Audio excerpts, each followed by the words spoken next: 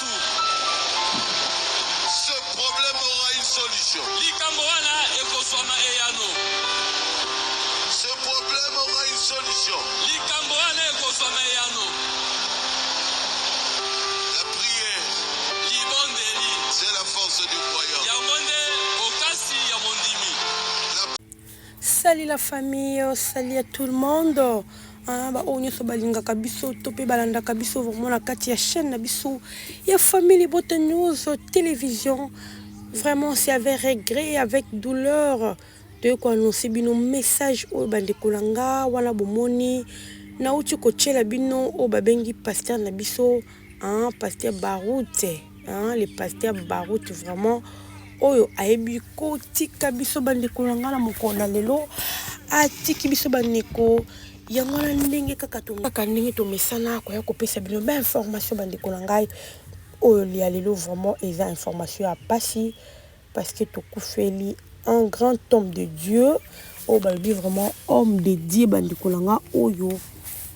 biso peut-être ba auto peu occasion ko kutana pasteur Barout vraiment awa na kati ya États-Unis na Congo peut-être tozoka chance te mais les États-Unis au moins tozoki grâce ya kokutana pasteur Barout parce que abandé ko ya de temps en temps na États-Unis pour avoir la double nationalité ou vraiment azalaka américain pe abandé vraiment ko ya mingi souvent aux États-Unis et puis Canada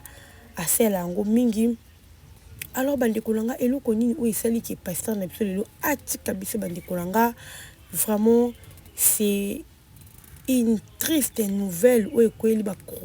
croyant précisément ba croyant il y a Branham baza ebeli na États-Unis précisément la Charlotte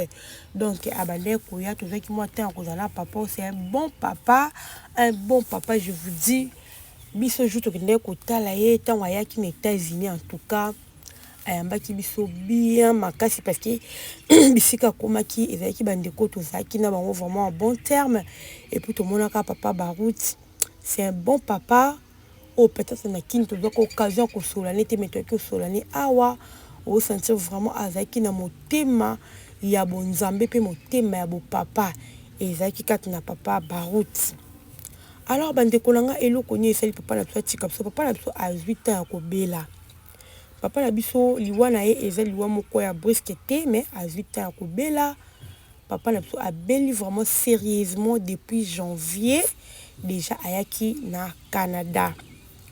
ezaki kutu prévu aya ko traitement na ye na États-Unis mais karande makambo isalamaka isale que aya na Canada pour que azwa ba soins na ye médicaux. Alors papa yaki na Canada abandé ko ba soin na ye traitement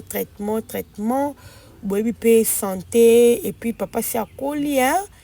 si pas koli vu que pe à son âge en tout cas traitement vraiment excitant botaka depuis janvier oya ki pona ko ba traitement alors abandé ko simbati comme na moment moko boye papa na biso vraiment à côté qui comment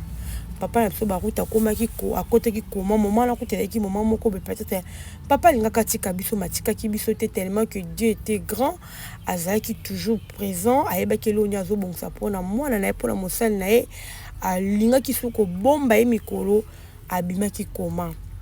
papa na biso abimaki comment akomaki na malamu nyonso ezaki malamu après toyoka lisusu ayekozonga lisusu na comment bandeko na ngai Barout azongi suna koma qu'est-ce qui ne va pas azongi suna koma pourquoi na koma oyo azongi azwi lisusu tant bandeko na ngai et pourtant akotaki comment pour liboso akotaki comment aki pe kozwa tant pe belé na koma et puis tant pe belé lisusu na kobima na koma mais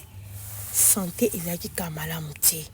kande balobaka nzoto ngo soki déjà c'est koli nango et c'est koli nango au mona tozo forcer mais nzoto so déjà koli kaka bandeko nanga okosala nyonso mais soki koli ata na moment wana o maladie zo tunso grave okeite nzambe tellement ye moko ayebaka jour nini o esengeli azwa mutu na ye nzambe akokaka toujours ko bomba papa na biso azala malgré kobima na comment moi santé malamu moi kimia moi nini ezalaki kati na papa na biso abandeki kocontinue kaka na rythme wana bandeko na nga tobandeki kocontinue papa na rythme wana na Canada bandeko mingi oyo baza na États-Unis bayebaki mpe lisolo ya papa baruti vraiment bayebaki ke papa azwi temps mpe azocontinue toujours na état na ye wana ya maladie ezalaki toujours na nzoto kutu ezalaki prévu que ceux qui vraiment akomi bien il faut aller aux États-Unis parce qu'il y a une grande communauté aux États-Unis. Oh, baza wana ya Branham, mais baza vraiment communauté munene et aux États-Unis précisément à Charlotte. Alors on dit bazaka na Charlotte, wana vraiment ce papa aye aux États-Unis azalaka vraiment bien makasi je vous dis na Charlotte wana bayambaki bien pour azana bana nae, aza vraiment na libota nae je vous dis nga na sister vraiment bisika avant de qui aux États-Unis na Charlotte bisika bayambaki au moins vraiment que azalaka na kimia au sentir vraiment que soka e pa bana na ye azalaka bien alors ils ont tout prévu que ce cas qui a commis bien aya lisusu kopema awa na États-Unis na Charlotte mais bande kolanga kaka nde balobaka l'homme propose Dieu dispose et ça na bato basaki ba programme tokoyamba papa papa koya tokosala mo ba séminaire nde ba mesala kosala so papa est vraiment yé mutazwaka mo ba temps ya koteya bango ya asa vraiment mo temps na États-Unis a penza alors bato basalaki ba programme bayebaka ki papa soka akomi bien akoya na États-Unis pour ba sepela sur ce longo le papa akomi bien mais malheureusement kaka nde tolobaka l'homme propose Dieu dispose nzambe a prévoir na ndenge na yeba ndikolanga asali o akoya kosala et celle qui est papa na biso atiki biso papa akei papa na biso baroute akufi lelo samedi na 14h heure d'États-Unis et de Canada akufi moment na wana j'espère que wana na Congo ils ont déjà 19h il y a 19h déjà au papa na biso atiki biso mais atiki biso na area États-Unis na Canada ezaki 14h wana papa na biso atiki biso ayebi na kokufa ti leta panza basango ti mo bato balela bato basala boye esali que ronde toyeba kopesa bino ba information leta to ba information eza sûr to vraiment la source parce que nga ona lo bala bino na zana mo bato baza en tout cas to na yoka kiango na mekena ko benga ba oyo na yebi baza vraiment proche ya papa ba route na meki ba onde ba meki kopesa nga information na opesa bino et puis les sous bayebi singa que non bako kende nango na Kinshasa tout cas bemba papa Barout et ko kita Kinshasa mais pour le moment corps ya papa Barout ezana nu na Canada l'état baluka ndenge nini ya ko répatrier corps na Congo bebe singa ka mbongo l'état ko to baluka bakangisa et puis ndenge ko fina Canada ko luka ko cha ko luka ko sala ndeni bakoki ko sala awa pe na Canada bako ko exposer ye. Peut-être il y aura des gens au Bakolomba Awa à partir des États-Unis, au Canada parce que Canada et États-Unis au Koko Kenon na mutuka au Kepe bolali beaucoup type Canada sont pourtant beau foot habillé hein et beau foot ne peut avion te beaucoup na mutuka pour Canada na les États-Unis et les locaux moko donc ils ont la bateau délégation peut-être délégation pays États-Unis eux koluka kokitana Canada